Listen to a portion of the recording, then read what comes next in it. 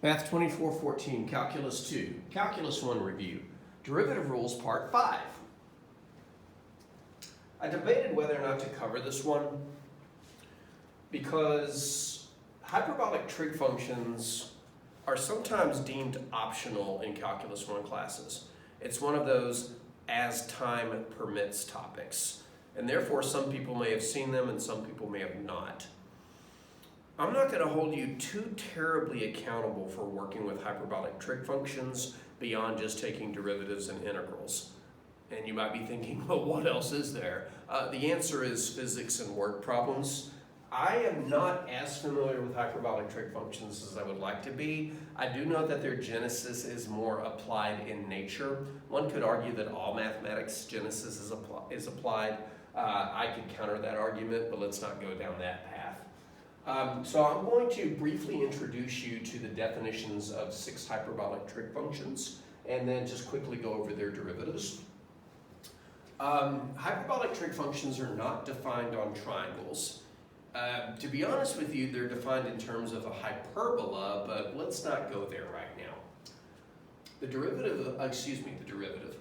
First off, the notation for a hyperbolic trig function is a standard trig function with an h on the end of it. So sine h means hyperbolic sine, cosine h means hyperbolic cosine, and so on. These do have ways to pronounce them. Some people pronounce this cinch. Some people pronounce this cosh.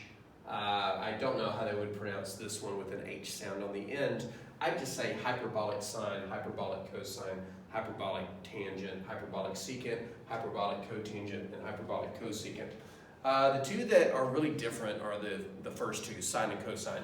The definition of hyperbolic sine is e to the x minus e to the negative x over 2.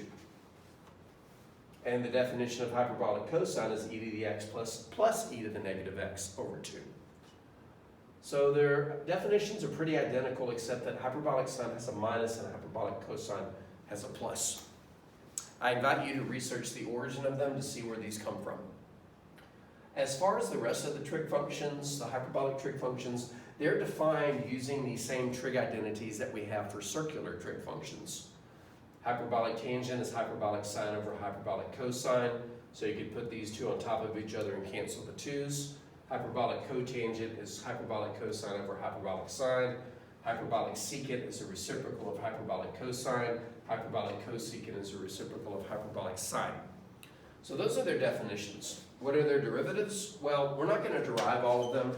And in fact, the only two of them that we're going to pseudo-derive are hyperbolic sine and cosine, because we can talk through their derivatives based on their definitions. And if you notice, I went ahead and completed the list, and I went ahead and used the ddx notation. One of the reasons I use the if-then is because really if you boil math down to it, math is nothing but a collection of if-then statements. If this, then that. If one thing happens, then something else must follow. But let's not get too meta math right now. All right, so what's the derivative of hyperbolic sine? Well, let's just think about this for a second.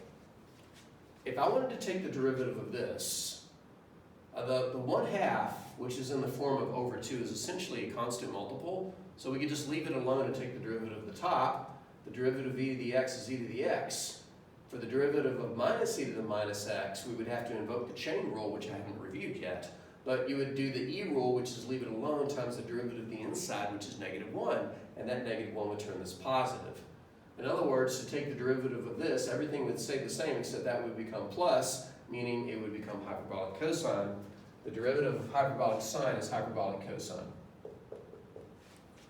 Using the exact same argument, the derivative of hyperbolic cosine is hyperbolic sine, because everything would stay the same except here the chain rule would pick up an extra -1, creating a minus where there's currently a plus.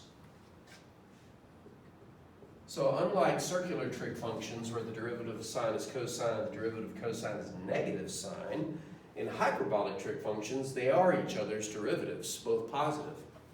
The derivative of hyperbolic tangent, well, let's just put it this way. All of these derivative rules mirror their circular derivative rule counterparts. So for example, the derivative of tangent is secant squared. The derivative of hyperbolic tangent is hyperbolic secant squared. The only thing you have to change, besides sticking h's on everything, is who's positive and who's negative. I'm not going to derive anymore, but I will say this. When it comes to derivative of hyperbolic trig functions, the big three, sine, cosine, and tangent, all have positive derivatives. Their reciprocals all have negative derivatives.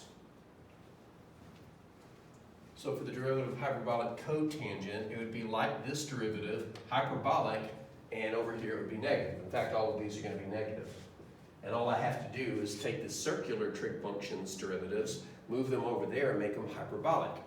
So instead of cosecant squared x, I'll have hyperbolic cosecant squared x. And for derivative of hyperbolic secant, instead of secant tangent, I'll have hyperbolic secant and hyperbolic tangent. Remember, these bottom three derivatives are negative. And for the derivative of hyperbolic cosecant, I'll take this and make it hyperbolic. So hyperbolic cosecant, hyperbolic cotangent. Hyperbolic cosecant, hyperbolic cotangent. At the very worst, I'm just going to ask you to know these derivative rules. So just keep in mind, the derivatives of hyperbolic trig functions are just like the derivatives of circular trig functions, with the exception of who's negative and who's not. There's really only two differences. You're not negative, and you are negative.